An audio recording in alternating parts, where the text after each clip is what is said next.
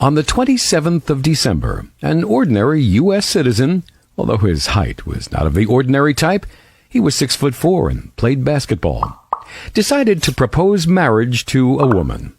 He went ahead and proposed, and the young lady agreed immediately. Within weeks, they were wearing their best clothes and laughing as they left the wedding party, rushing to their happy marital home in California. After precisely 45 days, each of them had received a bullet in the back of their heads as they prepared breakfast in their kitchen. People know that love motivates individuals, and politicians know that hate mobilizes crowds. There's always a need for an enemy to stir up the hearts of the people with hatred. Doesn't matter if this enemy is real or imaginary. And if this enemy goes away, or if we make peace with them, we need to find a new one, so that the people will remain frightened and inward-looking, demanding the protection of Big Brother. This is why after the Red Army with the hammer and sickle collapsed, there appeared the green enemy with the crescent, Islam. Islamophobia is blinding.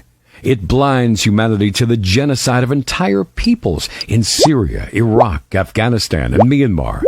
Because those who we're annihilating are people with harsh and violent natures who deserve to die.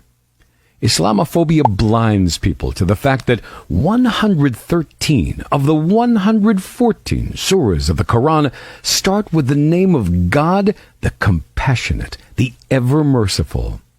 Islamophobia blinds the eyes. You can see one or two crimes committed by Muslims, and you don't see FBI statistics which say that in 1 year, hate crimes against Muslims increased by 67%, from 154 incidents in 2014 to 257 incidents in 2015. At a time when the cinema shows Muslims, or Arabs, it doesn't matter, Islamophobia blinds you to the difference, as ignorant, violent savages in movies such as Raiders of the Lost Ark, American Sniper, Iron Man, and Rules of Engagement. The peoples who've been blinded by Islamophobia forget that Muslims make up nearly 1/4 of humanity. 1.7 billion people. That means that if we were to assume that an explosion in which innocent people were killed took place not once a year, but once every half hour, i.e. 18,000 explosions per year, all because of Muslims, this would mean that only 1 in 100,000 Muslims were responsible. Even if we were to assume this illusionary proposition were true. What about the other 99,999 Muslims? But we have to ignore this. In the latest statistical study of the two largest political publications in the world, Time and Newsweek, we find that 94% of their news about Muslims were negative, and only 6% positive. As for anti-Islamic organizations, they spent $46 million between 2001 and 2009 to distort the image of Muslims.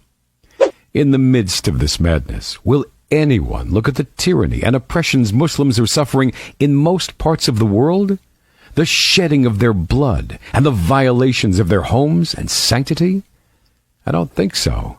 Because when Islamophobia blinds you to the truth, you can easily break into the home of two young newlyweds and empty your gun into their heads, feeling like you've carried out your national duty. It was not only the newly married couple who were killed. The bride's sister was there that day congratulating the happy couple, and she also was shot dead. The incident was not classified as terrorist.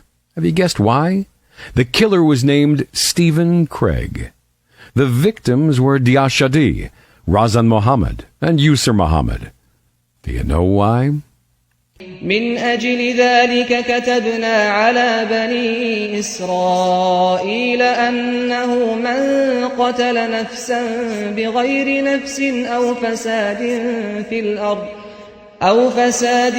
في الأرض فكأنما قتل الناس جميعا ومن أحياها فكأنما أحيا الناس جميعا ولقد جاءتهم رسلنا بالبينات ثم إن كثيرا منهم بعد ذلك في الأرض لمسرفون